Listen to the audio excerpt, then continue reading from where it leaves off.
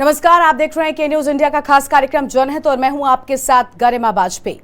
आज जनहित में हम बात करेंगे एक ऐसे मुद्दे की जिसको लेकर लगातार अलग अलग तरह की बातें हो रही हैं। पुलिस अभिरक्षा में लगातार पेशी पर कैदियों पर हमले हो रहे हैं, लेकिन इसके बाद भी पुलिस प्रशासन ठोस कदम नहीं उठा पा रहा है।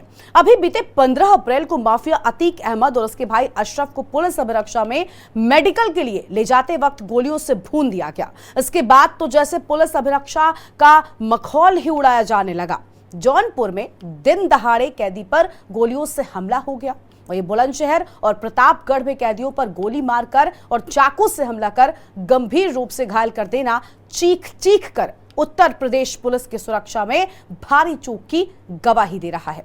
और अब ऐसे में सवाल यह उठता है कि जब पुलिस के संरक्षण और कस्टडी में ही कैदी सुरक्षित नहीं है तो भला आम लोगों की सुरक्षा की क्या गारंटी है।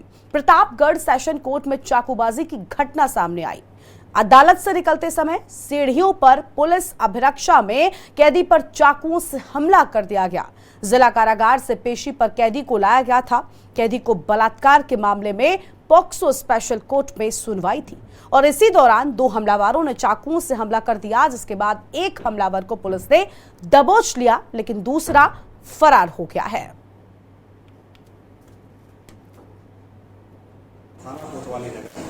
है सरकार का नाम अटल बिहारी। अच्छा। इसी नाम से उनका मुकदमा चल रहा था।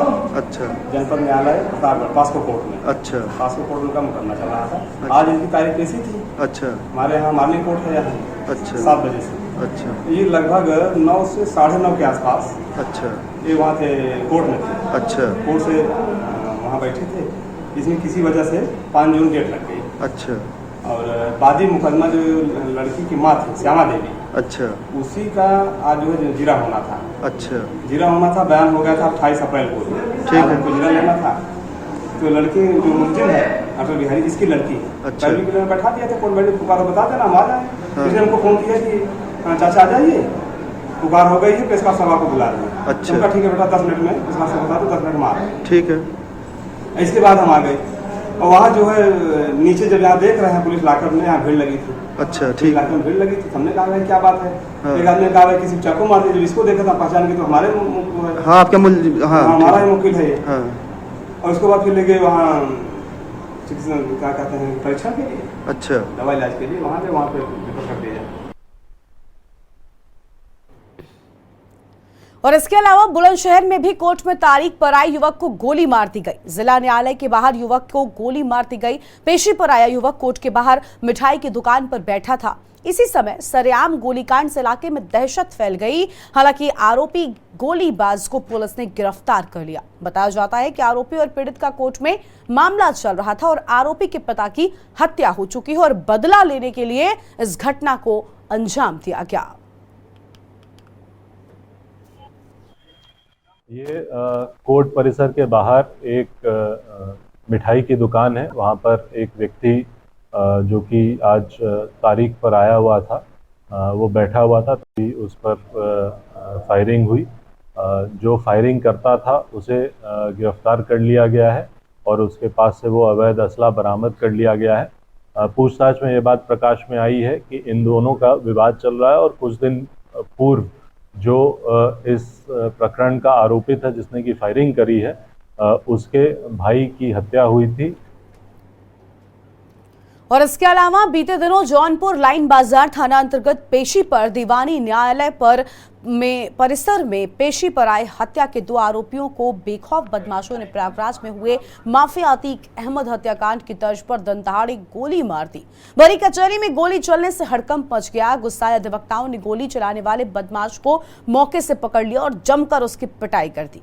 घटना की सूचना मिलने पर पहुंची पुलिस के हवाले कर दिया गया और इस मामले में कोर्ट परिसर में तैनात सिपाहियों के खिलाफ जांच के बाद कार्रवाई की बात अधिवक्ताओं के द्वारा की गई थी। लेकिन सवाल यही उठता है कि आखिरकार पुलिस अभिरक्षा में पेशी पर आने वाले कैदी कितने सुरक्षित हैं। और चर्चा में आज इसी मुद्दे पर हम बात करेंगे कि क्यों पुलिस पर अपराधी हावी होते दिखाई दे रहे हैं और क्यों सुरक्षा के पुख्ता इंतजाम नहीं किए जा रहे हैं और कब तक कैदियों पर ऐसे ही हमले होते रहेंगे। थाना गौरव बादशाहपुर में वर्ष 2022 में एक प्रधान की हत्या हुई थी जिसमें 2 अभियुक्त मिथिलेश गिरी और सूर्य प्रताप ये गिरफ्तार हुए थे। वही दोनों अभियुक्त आज तारीख पर आए हुए थे। तो ये लॉकअप से तारीख कोर्ट के लिए जा रहे थे कि रास्ते में एक अभियुक्त है श्रवण कुमार, उसने रिवॉल्वर से फायर कर दिया, जिससे घायल हो गए। और इनके साथ लॉकअप से जो आरक्षी ले जा रहा था, उसने कड़ी मेहनत करके मजरूम को बचाया और अभियुक्त को गिरफ्तार कर लिया। कई लोगों को गोली लगी है, एक को लगी है। अधिवक्ताओं का कहना है कि हमने पूरी संख्या में अधिवक्ता थे, उन्होंने बचाया है। और दीवानी की सुरक्षा कैसे है, वहाँ सिक्योरिटी के लिए लगाया गया, वो भी खराब पड़ा हुआ है। तो ऐसे मसला कैसे अंदर है? हमारे अधिवक्ता भाइयों ने जो कहा है वो सही कहा है। जब उसने फायर किया, जो साथ पुलिस वाला चल रहा था, उसने उसको पकड़ा, बचाया, उसके ऊपर लेट गया। अधिवक्ता भाई लोग भी पास में थे, इन्होंने उसको कवर किया, जिसके कारण वो पकड़ा जा सके। यहाँ के बाजार है, यहाँ से 4 किलोमीटर की दूरी मुख्यालय से। वहाँ पिछले 6 मई 2022 को एक हत्या हुई थी अंडे की दुकान में। उसमें 3 मुलजिम मारे गए थे। सत्यप्रकाश राय उर्फ गोलू राय, मिथिलेश गिरी, विपिन यादव, जिसमें विपिन यादव की बेल माननीय उच्च न्यायालय द्वारा हो चुकी है, वो बाहर है। इन दोनों लोगों की बेल सत्यप्रकाश राय और मिथिलेश गिरी की बेल अभी नहीं हुई है, ये जेल में है। वादी मुकदमा इंफॉर्मेंट जो है उसकी गवाही चल रही है उस मुकदमे में, और उसकी आज जिरह भी हुई है। जिरह विपक्षी अधिवक्ता द्वारा हम लोगों द्वारा जिरह भी की गई है। जिरह के बाद ये प्लान बना करके विपिन यादव और ये श्रवण यादव और एक अज्ञात था, उस समय चूंकि हम कोर्ट पे थे, जिरह कर रहे थे, ये लोग यहाँ गोली चलाए। पेशी के दौरान पेशी पे ले जाते समय ये गोली चली। ये तो बहुत ही दुखद घटना है, क्योंकि दीवानी परिसर असुरक्षित महसूस किया जा रहा है। हम लोग कार्य से फुर्सत होकर के जो है आपस में 2-3 मित्र बात कर रहे थे, तब तक मुझसे करीब 15 फीट की दूरी पर दाहिने तरफ गोली चलने की आवाज़ आई और 2 फायर जो है हुआ। और उसमें एक कैदी जो है वो पुलिस कस्टडी में था। उसी कैदी के ऊपर जो है एक फ्री आदमी था।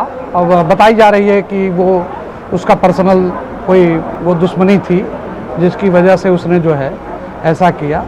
और गोली चलने के बाद तुरंत अफरा तफरी मच गई और पुलिस वालों ने वहाँ थोड़ी सी चालाकी दिखाई और उसके रिवॉल्वर को पकड़ करके दबा दिया, और जिससे जो है वो कैदी सुरक्षित हो गया।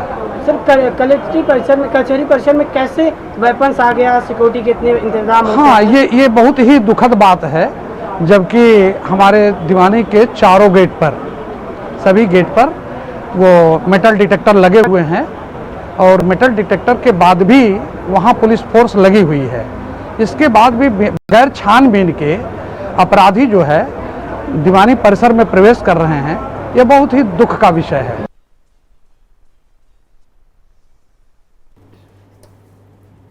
और जनहित के इसी बड़े मुद्दे पर आज विस्तार से बातचीत होगी। कई खास मेहमानों का पैनल हमारे साथ में जुड़ चुका है। सबसे पहले आपको हम उनसे रूबरू कराते हैं। आज हमारे साथ में कीर्तिनिधि पांडे जी हैं, समाजवादी पार्टी के प्रवक्ता है, गोरखपुर से आज हमारे साथ में होंगे। और हमारे साथ में अनिल शुक्ला वारसी साहब हैं, बीजेपी के नेता हैं और पूर्व सांसद हैं। और साथ ही प्रमिला मिश्रा जी फिलहाल जुड़ी हुई हैं, अधिवक्ता हैं उच्च न्यायालय की। बहुत स्वागत आप सभी मेहमानों का। आगे और भी मेहमान हमारे साथ में चर्चा का हिस्सा बनेंगे, उनसे भी आपको हम रूबरू कराएंगे।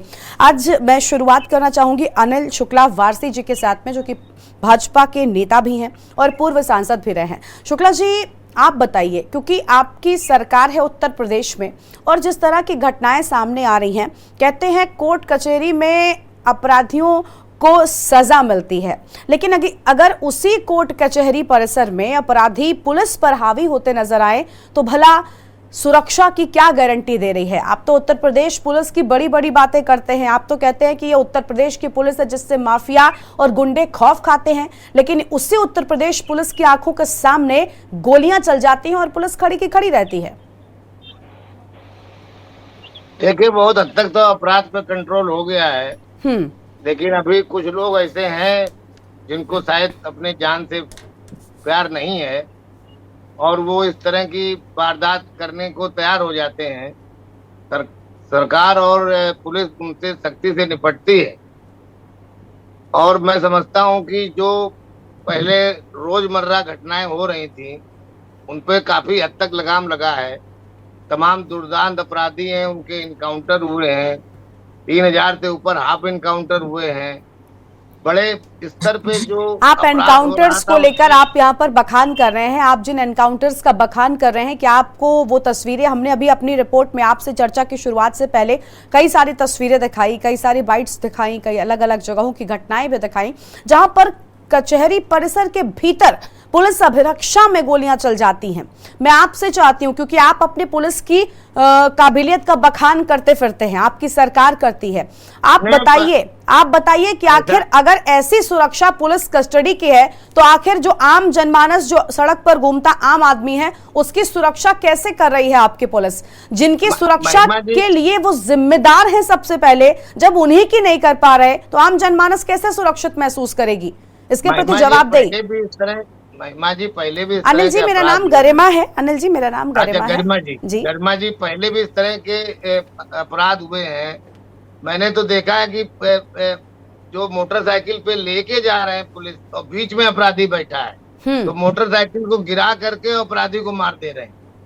तो ऐसी तमाम वारदातें होती, लेकिन उस पे कानून अपने तरफ से काम करता है और काफी हद तक जो है कानून कंट्रोल भी हो गया है। पिछले एक महीने में 4 बड़ी घटनाएं हमने आपको दिखाई और आप कह रहे हैं कि कंट्रोल हो गया है।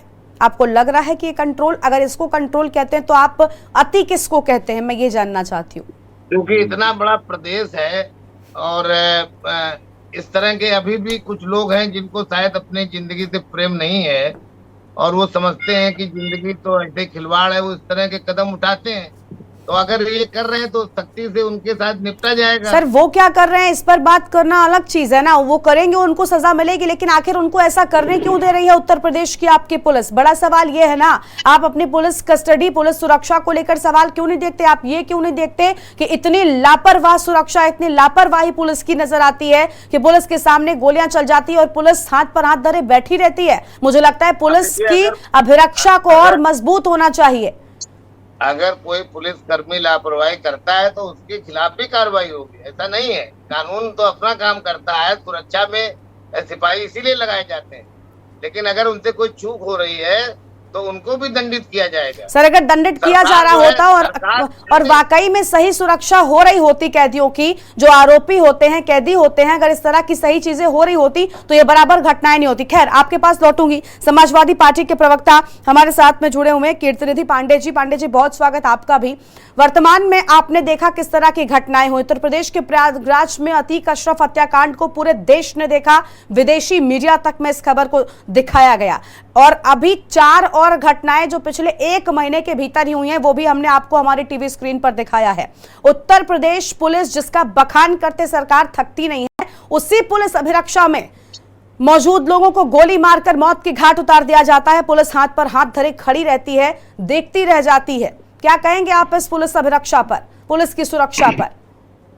देखिए गरिमा जी, हाँ, समाजवादी पार्टी ने लगातार इस सवाल को खड़ा किया कि कस्टोडियल डेथ के मामले में उत्तर प्रदेश नंबर 1 पूरे देश के सभी राज्यों में अग्रणी है।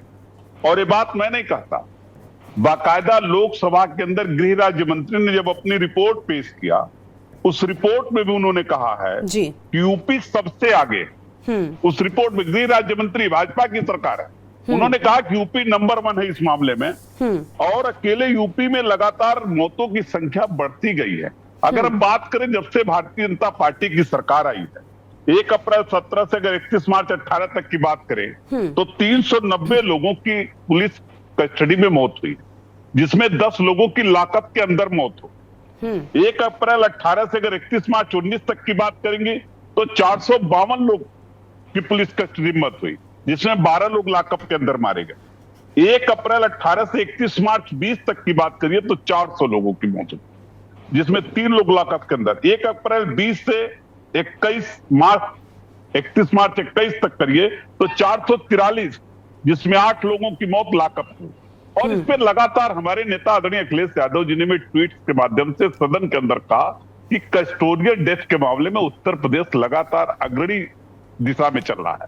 पुलिस की कहीं न कहीं लापरवाही है, चाहे वो थाने के अंदर किसी की मौत हो रही हो या पुलिस अभिरक्षा में पेशी के दौरान अगर किसी की मौत हो रही है। और जिस तरीके से आपने रिपोर्ट दिखाया, आपके पूरी टीम को मैं साधुवाद दूंगा कि जिस तरीके से मैं पेशे से वकील भी हूं, अधिवक्ता हूं, न्यायालय के अंदर जिस तरीके से न्यायालय की सुरक्षा बनाई गई है, अगर सुरक्षा के बाद भी डिस्ट्रिक्ट जज के आदेश के बाद मेटल डिटेक्टर लगाए जाने के बाद पुलिस की ड्यूटी लगाए जाने के बाद भी अगर वेपन्स कैंपस के अंदर जा रहे हैं तो ये पुलिस के लिए बड़ी चुनौती है।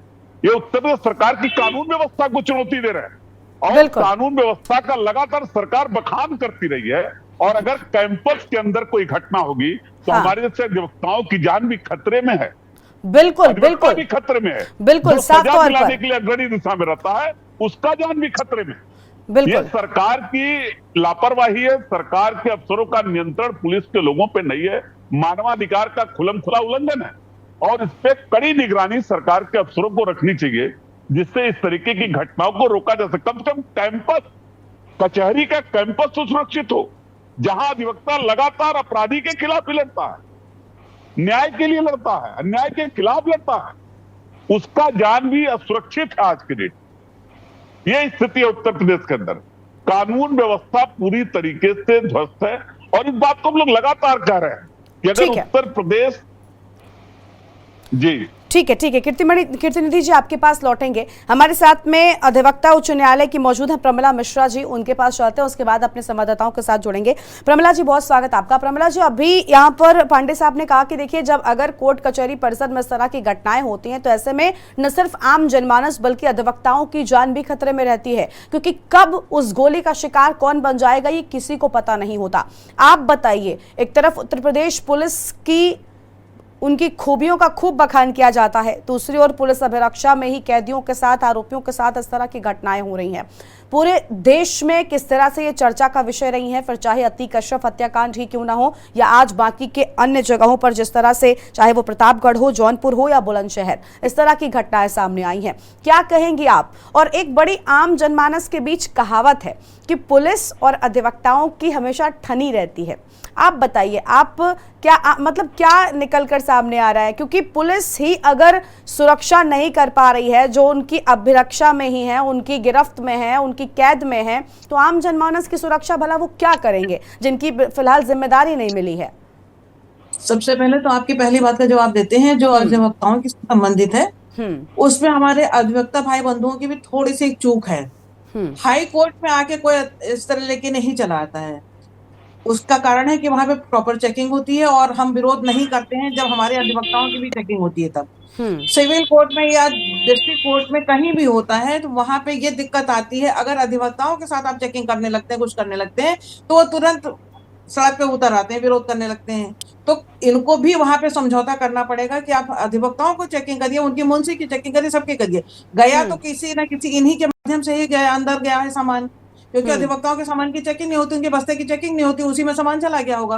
कोई जरूरी नहीं है कि अलग से आए और पुलिस चेकिंग ना करे, ऐसा हो ही नहीं सकता है। दूसरी बात है, डिस्ट्रिक्ट कोर्ट में गाड़ियां आती हैं जो कोर्ट से आती हैं और वहां से थाने से आती हैं या जेल से आती हैं, उनमें भी चूक हो सकती है। जरूरी नहीं है कि वो गेट के थ्रू ही आया हो जिससे पुलिस चेक कर रही है। तो यहाँ पे पुलिस का दोष देना उतना उचित नहीं होगा, क्योंकि पुलिस तो हाईकोर्ट में भी चेकिंग करती है, आखिर वही वो कहीं और से तो बन के आती नहीं है, तो वहां पे क्यों नहीं ऐसा हो जाता है? ठीक है। और अगर ऐसी घटनाएं घटती हैं तो उसके प्रति हमारा भी दायित्व बनता है कि हम पहले पहल करें कि हमारे कोर्ट परिसर में जो भी सामान लेके आता है, जो भी मेटल डिटेक्टर से निकल के जाएगा, वो तभी अंदर जाएगा। पहली बात। दूसरी बात ये भी माननीय मंत्री जी कह रहे थे कि पहले भी ऐसी घटनाएं होती नहीं, पहले भी घटनाएं होती नहीं, तो उन्होंने दावे ऐसे नहीं किए ना कि हाँ हम कर रहे हैं और हमारे अभिरक्षा में कभी कुछ नहीं हुआ या ऐसा नहीं हुआ वैसा नहीं हुआ, बड़ी बड़ी बातें उन्होंने कभी नहीं की हैं। अगर हुआ है तो उन्होंने कहा चलिए ये घटनाएं हो जाती हैं, प्रायः होती रहती हैं, इस टाइप के बयान किए उन्होंने। और उसके बाद उन्होंने उसका प्रमिला जी आपने अधिवक्ता होने के नाते अपनी जिम्मेदारी को, बहुत शानदार बात आपने कही कि देखिए अधिवक्ताओं की भी जिम्मेदारी है, अगर चेकिंग होती है तो इसका विरोध ना करें, क्योंकि ये कहीं ना कहीं उनकी ही सुरक्षा के लिए की जा रही है। लेकिन मैं आपसे ये भी जानना चाहती हूँ ना कि अगर अतीक अशरफ हत्याकांड की बात करें, वो मेडिकल के लिए जा रहे थे, उनके साथ में 5 से 6, 7, 8 पुलिसकर्मी नजर आ रहे थे वीडियो में, बावजूद इसकी हत्या हो जाती है। और मामले हैं कोर्ट परिसर के भीतर प्रवेश करने से पहले ही या गाड़ी से उतरते वक्त इस तरह की हत्याएं हो रही हैं। इन सब पर आप कहेंगे क्या? पुलिस की सुरक्षा पर आपकी क्या टिप्पणी है? हर बात पे विरोध करने लगती है। तो उस समय जब अतीक अहमद के उस पे पुलिस कर्मी लगे हुए थे, 20 लगे हुए थे, तो क्या वो पुलिस कर्मियों की मिली भगत के बिना ये कांड हो गया? आप हमको बता दीजिए। वहां पे उस समय 5 लोग रह गए कुल, जिसमें आप कैमरा देख लीजिए, क्लोजअप हमने देखा है उसका, उसमें केवल 5 लोग थे, छठा आदमी उसको यूं पकड़ा हुआ था, हाथ उसका फ्री छोड़ा हुआ था, वो पलट के वो भी कर सकता था। तो क्यों ऐसा किया गया? इसके लिए वो मेंटली प्रिपेयर नहीं थे क्या? 20 लोग जब लगे तो 20 के 20 क्यों नहीं रहे? और फिर उन्होंने बाकायदा इशारा क्यों किया? ये बिना पुलिस की मिली भगत के ऐसे कांड कभी नहीं हो सकते। इस बात को हम बिल्कुल अपने दिल से देखिए, आपने बहुत बड़ी बात कही है। अभी हमारे साथ में पुलिस महकमे की ओर से भी अगर कुछ उनके प्रतिनिधि जुड़ते हैं या उनके अधिकारी जुड़ते हैं तो हम जरूर उनसे जवाब लेंगे, लेकिन बड़े आरोप आपने लगा दिए। खैर, और मेहमान है, उनका भी रुख कर लेते हैं। हमारे साथ में कांग्रेस पार्टी की प्रवक्ता रफत फातिमा जी जुड़ चुके हैं। बहुत स्वागत फातिमा जी आपका। और हमारे साथ में महफूज हसन है प्रतापगढ़ से, हमारे संवाददाता हैं अजय सिंह जौनपुर से जुड़ चुके हैं। आप दोनों के पास आएंगे, लेकिन उससे पहले रफत फातिमा का रुख करते हैं। रफत, आप देख पा रही हैं कि किस तरह का माहौल दिखाई दे रहा है। आज हम जनहित के इसी मुद्दे पर बात कर रहे हैं कि आखिर पुलिस अभिरक्षा में मौजूद कैदियों और आरोपियों की सुरक्षा अगर पुलिस नहीं कर सकती, आम जनता कैसे सुरक्षित रहेगी? आप बताइए, आपकी राय क्या है? उत्तर प्रदेश में आप भी हैं, आपका भी राजनीतिक दल है, और इस तरह की घटनाएं अगर होंगी तो ऐसे में भला सुरक्षा कैसे महसूस कर पाएगी उत्तर प्रदेश की आम जनता?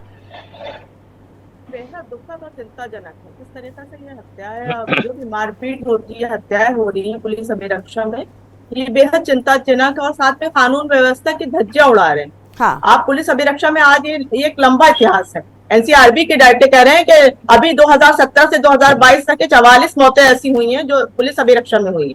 तो जब पुलिस रक्षा का काम कर रही है तो पुलिस के उसकी पूरी ड्यूटी है कि वो जो भी है अपराधी, अभी वो न्यायालय से हमें पता चलेगा कौन अपराधी है कौन नहीं अपराधी। ये न्यायालय का जिम्मेदारी है कि वो किसको अपराधी बनाता है, किसको सजा देता है। ये किसी के अगर थाने में मौत हो रही है तो समझिए बेहद जघन मतलब अपराध है कि बड़े से बड़े अपराध में भी मौत की सजा सुनाते टाइम न्यायालय भी एक बार सोचता है। तो पुलिस अगर थाने में मौत हो रही है, पुलिस को अगर कोर्ट में अभी हमारा कोई भी जो अभियुक्त है वो जा रहा है सुनवाई के लिए, अगर वहां पे मारपीट, अभी आपने दिल्ली का आपने देखा होगा, एक महिला पे गोली चली थी, देखा होगा वो वीडियो काफी वायरल भी हुआ था। तो बेहद चिंताजनक स्थिति है कि ऐसी स्थिति आ रही है। कैसे आ रही है? एलआईयू पे भी सवाल उठते हैं।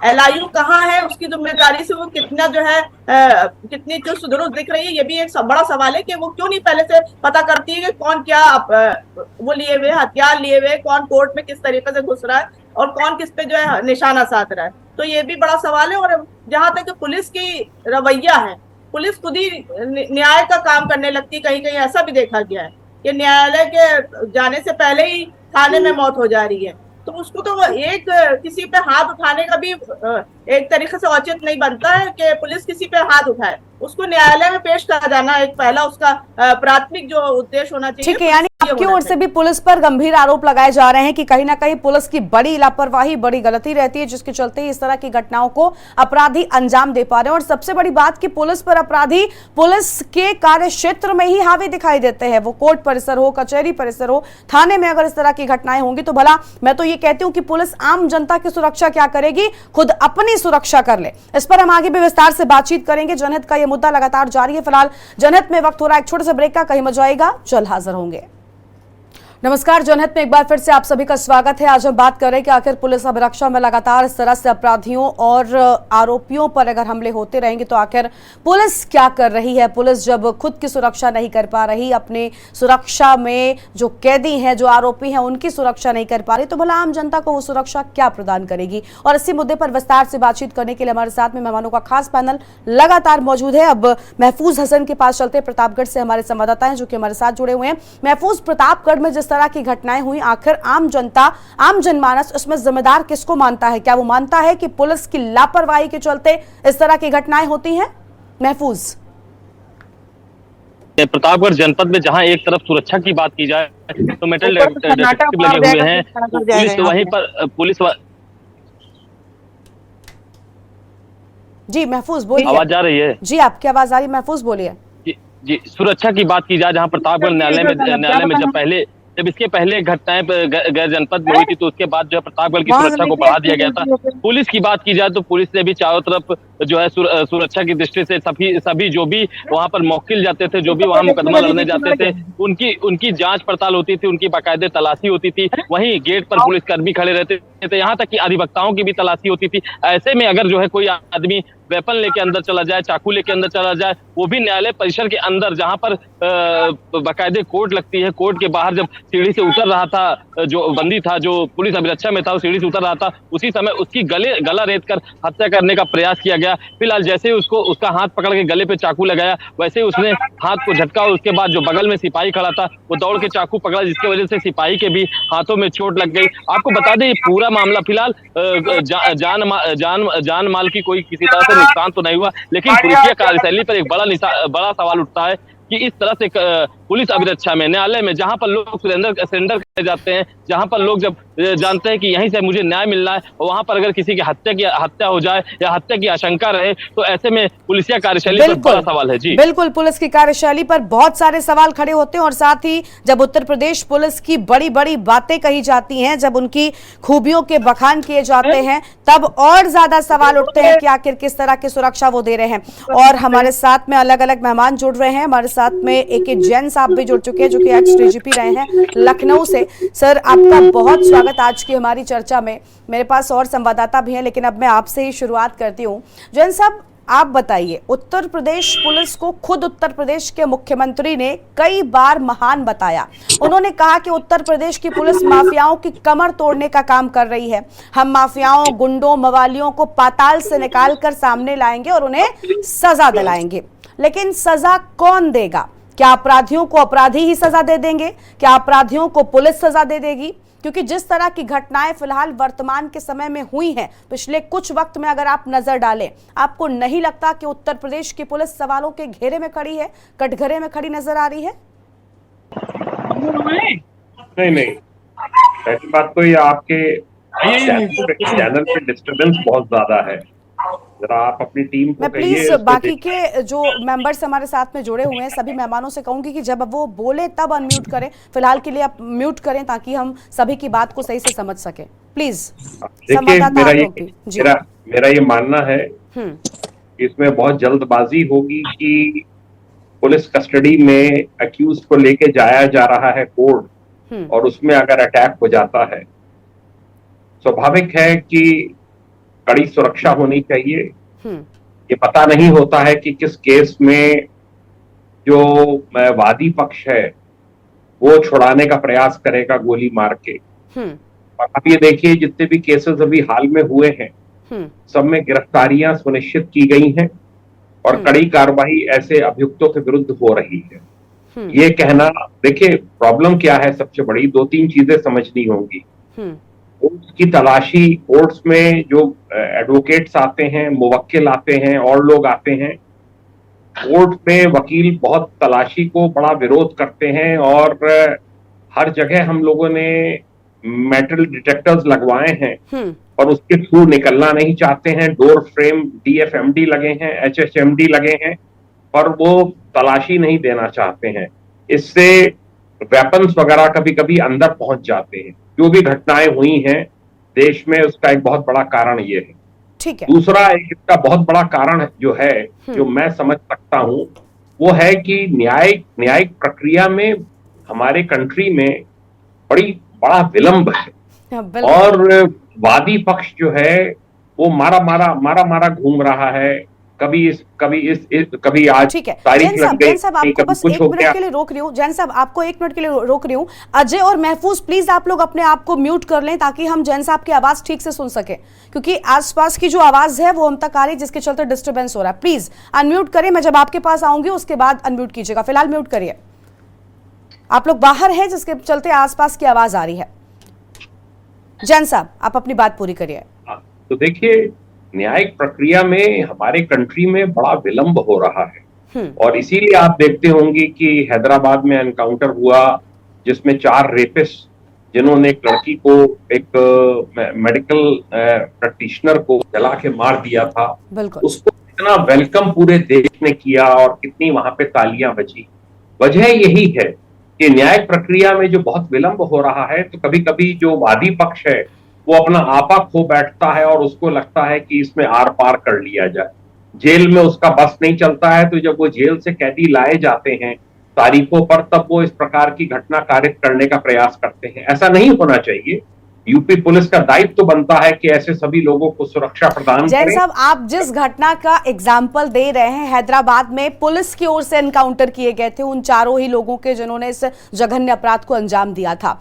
पुलिस अगर ऐसे कैदियों के साथ क्या होता है, एनकाउंटर होता है, एनकाउंटर एक अलग बात है, लेकिन अतीक अशरफ की ही बात कर लीजिए। आपने बिल्कुल ठीक बात कही, मैं आपकी बात से सहमत हूं कि अधिवक्ता या फिर आम व्यक्ति कई बार मेटल डिटेक्टर से निकलना नहीं चाहते, उन्हें गलत लगता है अगर उनकी चेकिंग की जाती है, लेकिन सवाल पुलिस पर भी उठने चाहिए ना, क्योंकि अतीक अशरफ में आप देखिए, वो मेडिकल के लिए जा रहे थे, गाड़ी से उतरते ही हत्या हो जाती। उनको पता है अतीक अशरफ कौन है, क्या पुलिस को नहीं पता था कि इनकी हत्या हो सकती है? जबकि अतीक अशरफ ने खुद अपनी हत्या की बात कही थी, उन्होंने बार बार मीडिया के सामने ये कहा कि मेरी हत्या हो सकती है, बावजूद इसके महज 5-6 पुलिसकर्मियों के साथ आपने भेज दिया। क्या आपको नहीं लगता? और उसके बाद सरकार के कुछ मंत्रियों के बयान आए, उन्होंने कहा कि प्रकृति कभी कभी न्याय करती है, उन्होंने कहा कि यह प्रकृति का न्याय है। आपको नहीं लगता कि क्या न्याय अगर हम और आप इस तरह से करने लगेंगे तो फिर न्यायालय को बंद कर दीजिए, आप अपनी कानून व्यवस्था को भूल जाइए, संविधान को। हम और आप अगर आपस में न्याय करेंगे तो कैसे चलेगा देश?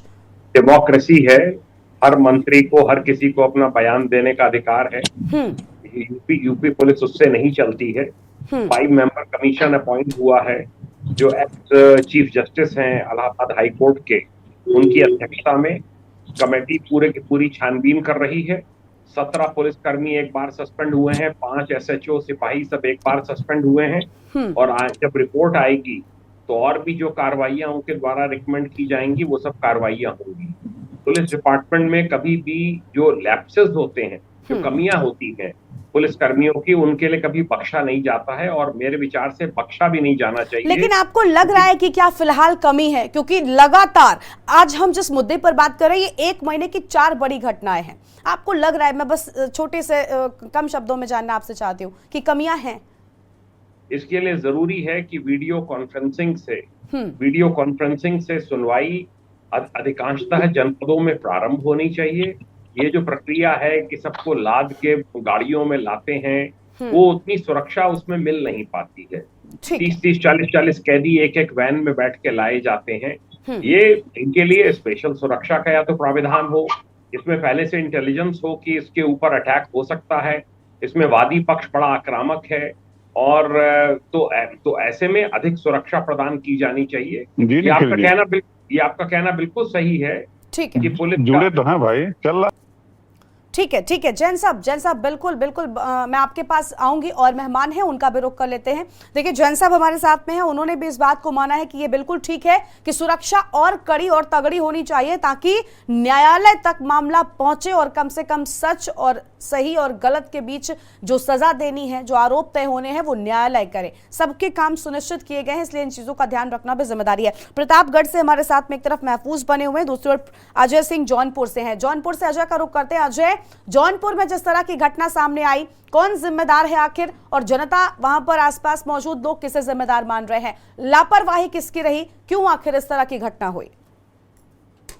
देखिए, ये पूरा मामला 16 मई का है, जहां पर जब पुलिस अभिरक्षा में 2 हत्या के आरोपी न्यायालय लाए जाते हैं, और उसके बाद उनके जो है जब कोर्ट के पेशी के लिए ले जाने लगते हैं, उसी समय जो है श्रवण कुमार का जो वादी पर मुकदमा है, उसने जो है फायर कर देता है और 2 राउंड गोलियां चलाता है, जिसमें दोनों हत्या के आरोपी जो है उनकी वो गोली लग जाती है। उसके बाद उसमें एक बड़ा सवाल ये लगता है कि पुलिस 4 गेट है कचहरी के, जिसमें चारों गेट पे पुलिस रहती है, मेटल डिटेक्टर मशीनें लगी हुई हैं, लेकिन उसके बावजूद भी जो है वेपन्स लेकर के जो है हौसलाबंद बदमाशों को जो है लेके जाते हैं और गोली फायर करते हैं।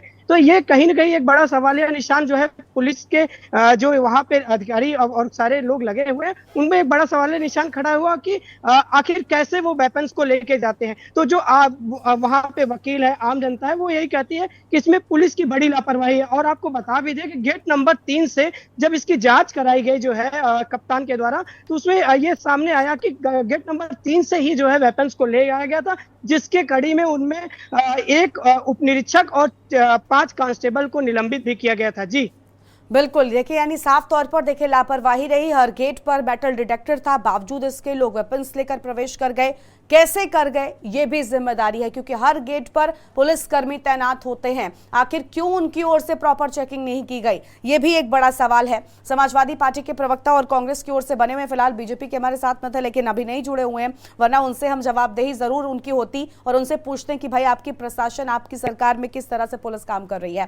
खैर, समाजवादी पार्टी के पास चलते हैं। कीर्तिनिधि साहब हैं, आप बताइए सर। अभी देखिए अलग अलग लोगों ने कहा कि पुलिस की कमियां रहती हैं, पुलिस प्रशासन कहीं ना कहीं पीछे हट जाता। कमियां ये रहती है कि वो उन्होंने ठीक से चेकिंग क्यों नहीं की। अगर गेट पर ड्यूटी है तो आप हर आने जाने वाले व्यक्ति की चेकिंग क्यों नहीं करते। लापरवाही के चलते इस तरह की घटनाएं होती हैं। बाद में ये कहा जाता है कि ये प्रकृति का न्याय है। आपको भी लग रहा है कि इसमें गलती है?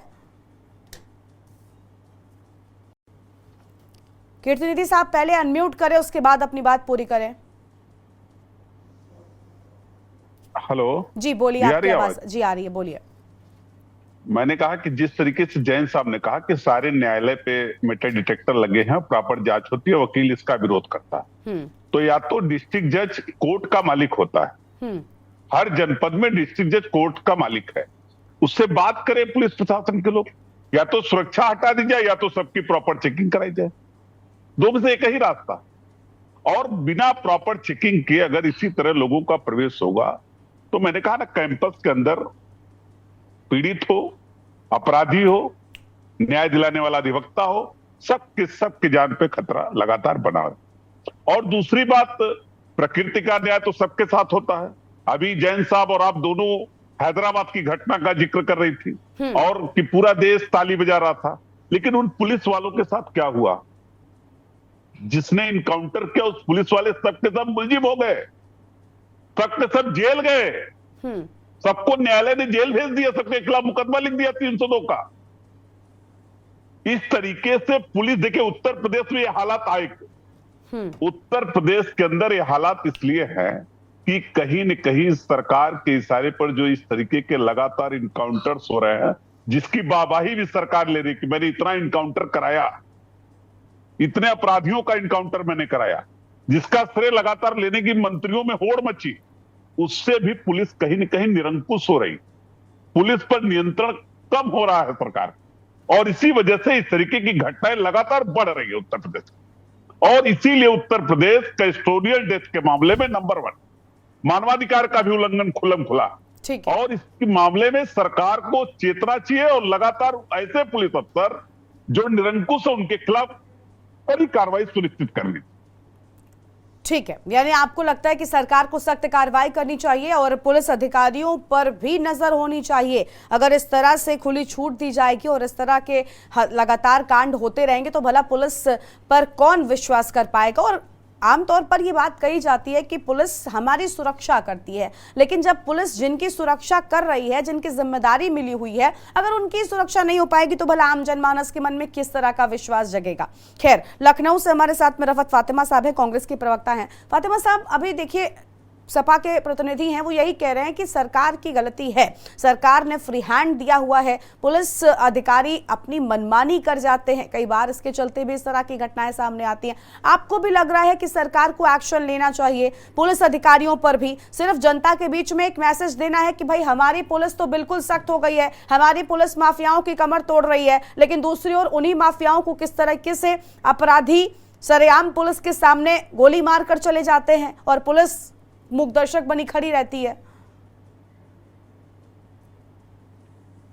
जिस तरीके से हालात बने यूपी में, तो उसका कहीं ना कहीं जो है ये असर जा रहा है कि सरकार न्यायपालिका का काम कर रही है। न्यायपालिका को उसके काम करने की जो जिम्मेदारी मिली है, उससे कहीं ना कहीं उसको जो है वो सरकार अपने ऊपर ही जिम्मेदारी ले लेती कहीं और अपनी पीठ ठोकती है। तो ये पूरी तरीके से जो है ये ना हमारा संविधान कहता है ना हमारा लोकतंत्र कहता है कि इस तरीके के ऐसी घटनाएं घटित हो, और कोई भी दोषी है उसको सजा देने का काम न्यायपालिका का है। और जिस तरीके से हालात बन रहे हैं वो कहीं ना कहीं जो हमारे अपराधी हैं उनको भी शेल्टर दिया जा रहा है इस तरीके की घटनाओं से, और ज्यादा अपराध बढ़ रहे हैं। आप लगातार देखिए किस तरीके से अपराध बढ़ रहे हैं। कहीं जो जीरो टॉलरेंस सरकार है वो लगातार बात करती है कि हमने अपराधियों को सबको जेल में बंद कर दिया है, हमने ये कर दिया, लेकिन अपराध कहाँ से हो रहे हैं? अगर अपराधी सारे जेल में बंद है तो ये कौन अपराध कर रहा है? कि 5 साल की बच्ची भी हमारे क्या जो सुरक्षित नहीं है। तो ये काम जो जिसकी जो जिम्मेदारी है अगर उसको पूरी तरीके से उसको करने के लिए कहा जाए तो वही बेहतर होगा। न्यायपालिका को उसकी जिम्मेदारी करनी चाहिए, पुलिस यहाँ पे न्याय करने का काम कर रही है, ये बेहद गलत है। और कहीं ना कहीं हमें तो लगता है निचले स्तर पे इसके प्रशिक्षण की जरूरत है। जो हमारे पुलिस विभाग में निचले स्तर पर जो प्रशिक्षण की जरूरत है, जिस तरीके से शोषण हो रहा है, और एक हत्याकांड नहीं ऐसे बहुत सारे हत्याकांड है जो मेरे पास लिस्ट है पूरी है। मथुरा का देख लीजिए आप, लखनऊ में श्रवण साहू का देख लीजिए, अल्ताफ का टोटी में बंधा हुआ दिखा दिया गया, थाने के अंदर मर गया बाथरूम में अंदर। तो ये किसकी जिम्मेदारी? सुरक्षा देने की जिम्मेदारी हमारी पुलिस की है। ठीक है जैन साहब है, बिल्कुल। देखिए एक तरफ प्रशासन की जिम्मेदारी है, लेकिन पुलिस प्रशासन भी क्या कर रहा है ये भी अहम बात है। जैन साहब के पास एक बार फिर से चलते हैं। जैन साहब, आपने सुना होगा राजनीतिक दलों के ये प्रतिनिधि हैं, समाजवादी पार्टी और कांग्रेस पार्टी के प्रतिनिधि, इनका यही मानना है कि पुलिस की भी जितनी जिम्मेदारी है उतनी ही प्रशासन की भी है। लेकिन आप एक पुलिस अधिकारी रहे हैं, इसलिए मैं आपसे जानना चाहती हूँ, कई बार होता यह है कि राजनीतिक दलों जो सत्ता पक्ष होता है वो पुलिस प्रशासन को देखता है, कहीं सीधे तौर पर हम सब जानते हैं, कहीं ऐसा तो नहीं होता कि इसी के चलते उस हिसाब से पुलिस अधिकारियों को काम करना पड़ता है? पुलिस अधिकारी अगर ठीक से काम नहीं करते इसके लिए जिम्मेदार कौन है? आप बताइए। मैं आपसे पूछ रही हूँ क्योंकि आप भी एक पुलिस अधिकारी रहे हैं, आप एक्स डीजीपी हैं। आखिर इतनी बड़ी घटनाएं होती हैं तो पुलिस अधिकारियों से प्रशासन जवाब तो मांगता होगा ना, या जिम्मेदारी और जवाबदेही तय तो होती होगी ना। तो कहीं राजनीतिक दलों के बीच में पिस तो नहीं जाते पुलिस अधिकारी? नहीं, ये जो घटनाएं हैं इनको रोकना पुलिस का दायित्व है। पुलिस के ऊपर ये कोई दबाव नहीं होता कि आप इसको सुरक्षा प्रदान नहीं करेंगे। पुलिस को जो भी कैदी कोर्ट में पेश किया जाता है उसको पूरी सुरक्षा प्रदान किया जाना ये पुलिस का दायित्व है। और अगर कोई पुलिसकर्मी इसमें सक्षम नहीं है और अगर उसने लापरवाही बरती है तो उसके खिलाफ कड़ी कार्रवाई की जानी चाहिए। अतीक और अशरफ की भी जो हत्या हुई उसमें भी मैंने कई चैनल्स पे यही कहा, उन पुलिसकर्मियों का दोष है, हालांकि बहुत बड़ी संख्या में थे, पर इसकी मुझे लगता है किसी को उन्होंने उम्मीद नहीं की थी। सर आपने अगर अतीक अशरफ बहुत बड़ा कांड है, अगर उसकी बात कर ले, आपने वीडियो देखा होगा, पूरे देश दुनिया में महज कुछ मिनटों के भीतर वो वीडियो वायरल हो गया था। आपने देखा कि सभी पुलिसकर्मी खुद भाग जाते हैं, सभी भाग जाते हैं, और कोई भी वहां पर आगे आकर उन 3 लड़कों को रोकने का प्रयास नहीं करता, उन 3 लड़कों को पकड़ने तक का प्रयास नहीं करता। अगर वो सरेंडर नहीं करते तो शायद पुलिस उन्हें पकड़ भी नहीं पाती। और पुलिस इस बात की वाहवाही लूट रही थी कि हमने उनको पकड़ा। माफ कीजिएगा सर, उस वीडियो को हमने दसियों बार बड़े गौर से देखा और हमने ये देखा कि उन्होंने सरेंडर किया है। यूपी पुलिस ने कोई बहुत बड़ी उसमें वाहवाही वाला काम नहीं किया कि उन्होंने उनको पकड़ लिया। वो बहुत होशियार थे, हाँ, ट्रेंड थे, इसलिए उन्होंने सरेंडर कर दिया, अन्यथा तीनों मारे जाते और मारा जाना उनका कतई उचित ना होता, क्योंकि उससे बहुत सी बातें जो इनके कबूलनामे में आई हैं, इंटरोगेशन में आई हैं, वो बातें रह जाती। अब 5 मेंबर कमीशन एक बहुत टॉप लेवल कमीशन बना है, वो जांच कर रहा है। सर वो वीडियो आपने देखा? सर जैन साहब आपने वो वीडियो देखा है? खूब देखा है। आप मानते हैं कि वहां पर जो पुलिसकर्मी थे उनके पास जो बंदूकें थी, क्या वो सिर्फ दिखाने के लिए थी? मैं एक आम जनता होने के नाते, मैं बिल्कुल जनता के बीच से होने के नाते आपसे ये सवाल पूछ रही हूँ। नहीं, वो आपका कहना सही है, आप एंकर हैं इसलिए आपको आइडिया नहीं है। मेरे साथ हादसा हो चुका है, जब बदमाशों ने फायरिंग की, उस समय आदमी एकदम से हतप्रभ रह जाता है। एक आपको ये समझना होगा, कोई ऐसा नहीं है कि ये कोई क्रैक कमांडोज थे कि वो बिल्कुल जरा जैसे ही किसी ने कोई आया अंदर और उन्होंने फायरिंग शुरू कर दी और उन्होंने दबोच लिया। वो बात सही है आपका कि एक वो जो एक स्थिति होती है बिल्कुल हतप्रभ रहने की, उसमें वो पुलिसकर्मी चले गए। सख्त कार्रवाई तभी होनी चाहिए थी, इसीलिए सस्पेंड किए गए हैं, क्योंकि उन्होंने अपने कर्तव्यों का पालन ठीक से नहीं किया और आगे के लिए एसओपी की कस्टडी में जो फायरिंग होती है, वेस्ट यूपी में हुई है, कोर्ट में हुई है, दिल्ली में हुई है, कई जगह हुई है, ये इनकी निंदा की जानी चाहिए और इसमें हर किसी में हमको ये सबक लेना चाहिए कि इसकी पुनरावृत्ति कैसे ना हो, इसके लिए प्रयास हमको किया जाए। ठीक है, बिल्कुल जैन साहब, आप बिल्कुल ठीक कह रहे हैं कि देखिए ऐसी स्थितियां रोज नहीं आती, कोई इसके लिए तैयार नहीं होता, लेकिन अगर ये बात हमारे आम जनमानस के लिए हो तो हम इस बात से सहमत होते हैं। लेकिन चाहे पुलिस अधिकारी हो या ब्लैक कमांडो हो, ऐसी स्थिति आपके सामने ही ज्यादा आ सकती है। और क्या मैं आपसे ये भी जानना चाहती हूँ कि क्या पुलिस अधिकारियों को ऐसी स्थितियों में जो बाई चांस आ जाती है, क्या इनके लिए तैयार रहने की कोई ट्रेनिंग नहीं दी जाती? क्या उन्हें तैयार नहीं रहना होता है कि अगर कभी भी इस तरह की कोई घटना हो जाती है? क्योंकि भगवान न करे, लेकिन हमने देखा उस दिन जिस तरह से गोलियां चल रही थी एक के बाद एक, इसमें किसी पुलिसकर्मी को भी गोली लग सकती थी, इसमें किसी की भी जान जा सकती थी, आसपास मौजूद लोगों को गोली लग सकती थी। तो क्या ऐसी स्थितियों के लिए तैयारी नहीं की जाती पुलिस की ओर से? नहीं, जो सामान्य पुलिसकर्मी होते हैं वो इन सब के लिए बहुत ज्यादा ट्रेन नहीं होते हैं। वो कमांडोज वगैरह हैं जो ATF के हैं, STF के हैं, जिले में हैं, जो उसके लिए कुछ ट्रेंड होते हैं। पर रही बात इसकी कि ये भी खतरा था कि वहां पर जो मीडिया कर्मी हैं उनको भी गोलियां लग सकती थी। और मैंने कई पक्षों से बात की, तो खैर चूक है, उसमें कोई दो राय नहीं है, चूक में कार्रवाई, यानी चूक आप भी मानते हैं? चूक है, नहीं वो तो है ही, क्यों नहीं है, चूक तो है ही, तभी तो सस्पेंड हो रहे हैं, तभी हो सकता है आगे विभागीय कार्रवाई हो और उनका डिसमिसल भी हो जाए फोर्स से। पर उसमें कोई ऐसा नहीं है कि उनकी कोई मिलीभगत कहीं से लग रही है, मिलीभगत नहीं है, पर वो इस बात के लिए तैयार नहीं थे कि इस प्रकार की घटना को 3 लड़के कम उम्र के मीडिया की आड़ में आकर घटना कारित कर जाएंगे, ये उम्मीद नहीं थी। इसकी उम्मीद हमें हर समय रखनी चाहिए। जैन साहब, मैं एक के बाद एक सवाल आपसे ही कर रही हूँ, क्योंकि मुझे उम्मीद थी कि बीजेपी के जो प्रतिनिधि थे सत्ता पक्ष के, वो हमारे साथ होते तो मैं उनसे भी जवाब मांगती, क्योंकि जवाबदेही उनकी थी। लेकिन आप क्योंकि पुलिस अधिकारी रहे हैं, इसलिए आज मैं आपके पास ज्यादा आ रही हूँ। एक सवाल आखिर बस आपसे, उसके बाद बाकी प्रतिनिधियों के पास जाऊंगी। सिर्फ अतीक अशरफ के केस की हम बात कर लेते हैं, बाकी आम और भी जगह आज हमने 4 बड़ी घटनाएं जो हैं वो अपने इस जनहित के मुद्दे में सामने लेकर आए। अलग अलग जगहों पर कांड हो रहे हैं, आम पुलिस के सामने लोगों की हत्या हो रही है।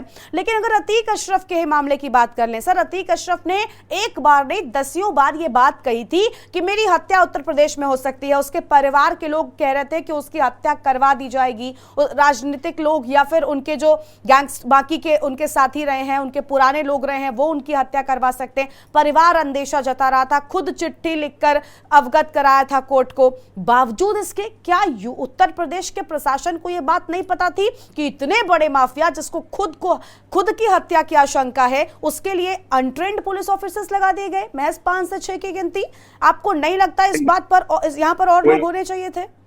कोई अनट्रेंड नहीं था सर। अभी आपने कहा ना, हाँ, नहीं, वो कमांडो ट्रेनिंग की बात अलग होती है, पर वो सब ट्रेंड है, उनको सबको फायरिंग कराई गई है, प्रैक्टिस है। देखिए, वो तो अतीक हो चाहे अशरफ हो, बरेली साबरमती से चलते समय कहा कि रास्ते में मुझे मार देंगे, और हर बार वो सुरक्षित लाया गया, तो यही है ना कि माफिया की बात सच साबित हो गई और प्रशासन हाथ पर हाथ धरे रहा, हो गई हत्या। वो कह रहे थे और हो गई हत्या, जबकि लगातार मीडिया मौजूद था, लगातार चीजें थी, यानी जो वो कह रहे थे वो सच साबित हो गया। देखिए, क्रिमिनल्स बहुत सी बातें कहते हैं, हर क्रिमिनल की कही भी बात सच साबित नहीं होती है, ठीक है, कभी कभी सच भी हो जाती है, और इसके पीछे रीजंस हैं। देखिए, इसको अगर आप एक एनालिसिस करें तो आप ये पाएंगे कि इतने लोगों को गोलियां मारी हैं, इतने लोगों की हत्याएं की हैं, इसलिए ये खतरा बहुत ऐसे अपराधियों पर बहुत बढ़ जाता है, और इसको अवॉइड करना चाहिए था। जिस तरीके से हॉस्पिटल में लेके गए, इसको और सुरक्षित तरीके से इनको लेके जाना चाहिए था। बिल्कुल, मैं बस यही सुनना ये थोड़ा इस गलतफहमी में रहे कि अतीक और अशरफ को कौन मारेगा, तो ये इस तरह की गलतफहमी कभी भी किसी पुलिसकर्मी को नहीं रखनी चाहिए। बिल्कुल बिल्कुल बिल्कुल बिल्कुल।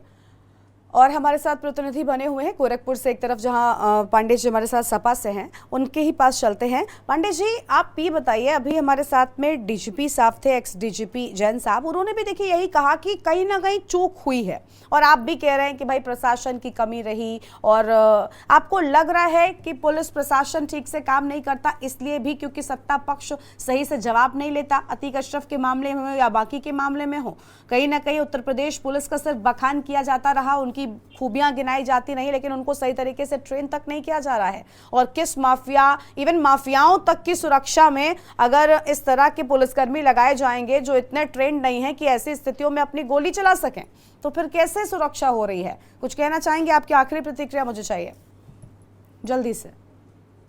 गरिमा जी, मैं एक बात कहूंगा कि जिस तरीके से डीजीपी साहब ने कहा और कि पुलिस अनट्रेंड है, मैं कह रहा हूं इन्हीं पुलिस वालों के भरोसे पूरे उत्तर प्रदेश के 23 करोड़ लोगों की सुरक्षा की जिम्मेदारी। और इस दौर में जब एक अपराधी के साथ आप जा रहे हैं तो आपको पता है कि अपराध करने वाला व्यक्ति है, अपराधी है, अपराध किया है, हत्या किया है, लूट किया है, तो इसके साथ इस तरीके की घटनाएं भी हो सकती है, कोई इनसे बदला लेने के तहत भी इस तरीके की कार्रवाई कर सकता, तो ट्रेंड पुलिस वालों को ही उनके साथ लगाया जाना चाहिए। बिल्कुल, उन पुलिस वालों को तो सस्पेंड कर दिया गया जो ड्यूटी में थे, लेकिन जो अनट्रेंड पुलिस वालों को लगाया इनके साथ, उसके खिलाफ सरकार ने कौन सी कार्रवाई की? उसके लिए वो कौन से अफसर जिम्मेदार हैं जिन्होंने उनको ट्रेंड नहीं किया? इसलिए कहीं न कहीं, और मैं फिर कहूंगा एक बात, कि सरकार जिस तरीके से पुलिस को बेलगाम छोड़ दी, जिसपे कोई नियंत्रण नहीं, सरकार भी वाहवाही ले रही है इनकाउंटर की और पुलिस वाले भी ले रहे हैं वाहवाही, उसका एक परिणाम है कि थानों में हत्याएं हो रही हैं, पुलिस कस्टडी में लोग मारे जा रहे हैं, कचहरी कैंपस में गोली चल रही है, और इस तरीके से एक बात कहा जा सकता है कि उत्तर प्रदेश की कानून व्यवस्था पूरी तरीके से चरमराई हुई है।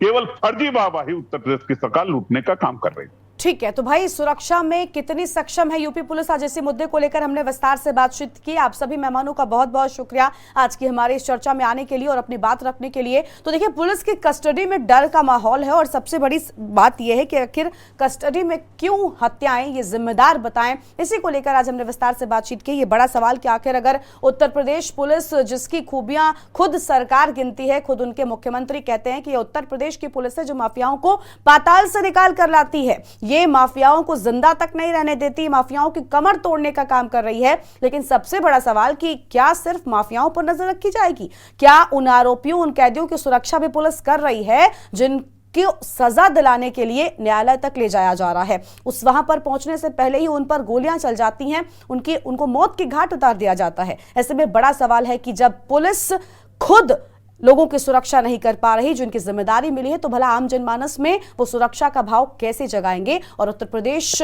भला उत्तम प्रदेश कैसे बनेगा? जनहित में आज बस इतना ही। आप देखते रहिए के न्यूज़ इंडिया। नमस्कार।